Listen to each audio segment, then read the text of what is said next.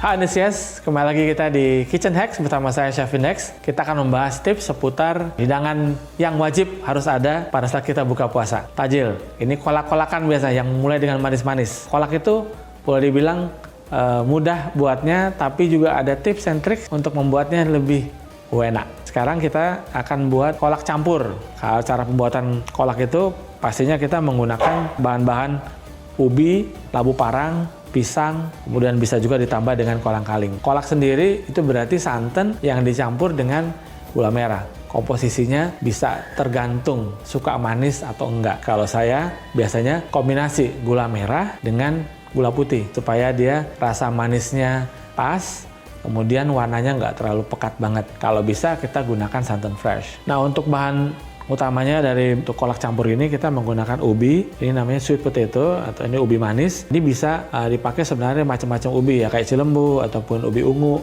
Cuman kendalanya biasanya kalau itu dia cepet hancur. Ya, kalau ini dia lebih tahan. Kemudian kita untuk pisang, ya kalau saya lebih suka menggunakan pisang kepok kuning. Rasa manisnya pas, teksturnya juga pas, ya tidak terlalu lembek. Kalau pisang tanduk biasanya sedikit lebih kering, lebih dry. Kalau pisang raja biasanya cepat jadi lembek. Pisangnya mendingan direbus dulu, kemudian baru dipotong-potong. Kalau labu, pastikan labu parang. Manisnya bagus, dapat color kuningnya bagus. Nah, untuk saya juga kolak campur ini menggunakan kayu manis. Ini memberikan rasa wangi yang enak gitu ya, keluar daripada kolaknya. Ada juga yang suka menambahkan pandan. Ya, bisa juga menambahkan pandan. Ada juga yang suka menambahkan vanila. Ya, kita sekarang perlu pastikan bahwa potongan juga penting untuk kita perhatikan bahwa kalau misalnya kita motong, usahakan supaya dia senada potongannya. Jangan terlalu tipis, sedikit tebal, tapi potongannya harus sama besarnya. Karena kalau dia suka matangnya nggak bersamaan ya. Ini kemudian kita bisa potong seperti ini, kemudian bisa kita potong kira-kira seperti ini. Kemudian nanti kalau pisang ini kita tinggal potong bulat aja gitu ya. Nah, jadi ini potongan seperti ini ya, jadi nanti dia akan hasilnya bagus.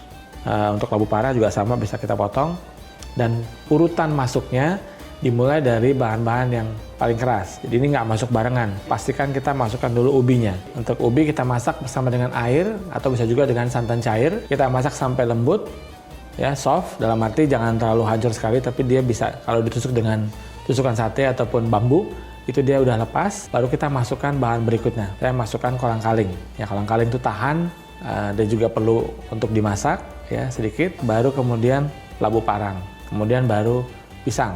Kalau misalnya pisangnya kurang mateng ya, misalnya ada pisangnya lebih masih firm gitu, pisangnya dulu baru labu parang. Labu parang cepat sekali untuk mateng dan dia bisa hancur kalau terlalu banyak diaduk. Setelah mateng baru masukkan gula merah dan gula putih, garam sedikit, itu sudah jadi balance rasanya. Baru kemudian finishing terakhir, sudah matang semua, kita masukkan santan kental. Untuk pemasukan daun pandan bisa, kalau yang menggunakan daun pandan ataupun kayu manis, bisa bersamaan dengan pada saat kita masukkan santan cair atau airnya. Itu udah bisa masuk duluan. Kemudian kalau vanila dimasukkan sesudah matang semua, tambahkan vanilla essence atau vanilla yang, kalau ada yang vanilla biji bisa lebih bagus. Masukkan vanilla bijinya, kemudian itu jadi flavoring. Dia tidak perlu dimasukkan di awal. Nah, kalau untuk kayu manis sama pandan ya, masuknya di awal bersama dengan kita masak ubinya. Setelah jadi, baru masukkan santan kental, aduk sebentar, biarkan mendidih, jangan sampai pecah. Jadi kalau dia udah jadi, dia harus masih seperti ini ya, jadi masih menyatu dengan sausnya. Ini tipsnya juga untuk memanaskan ya, pastikan apinya juga harus dikontrol supaya tidak terlalu over boiling ya, biar dia nggak hancur. Jadi sembari diaduk pelan-pelan ya, karena ini udah matang semua ya, bentukannya nice, warnanya bagus. Kalau kolak sebaiknya jangan terlalu kental. Kalau misalnya menggunakan santan paket, pastikan dikombinasi dengan air. Untuk santannya adalah santan sedang, jadi biasanya perbandingannya 3:1 atau 4:1 ya, tergantung selera juga ya, tapi supaya kolak itu tidak terlalu kental biar nggak enak. Apalagi ini kan dipakai untuk tajil, jadi dipastikan dia jangan terlalu pekat. Oke, ini sudah selesai. Sekarang kita sajikan ya seperti ini. Ya, ini dari warnanya udah bagus. Ya, ini kayu manisnya ya bisa lihat, ini enak banget. Sekarang kita masukkan kuahnya dulu. Ya, namanya kolak jadi harus berkuah ya. Kalau buat saya ini pas komposisi untuk kekentalannya ya, tidak terlalu kental, tidak terlalu cair. Yang pasti rasanya endus pol. Oke. Nah, sudah selesai kolak campur kita kali ini.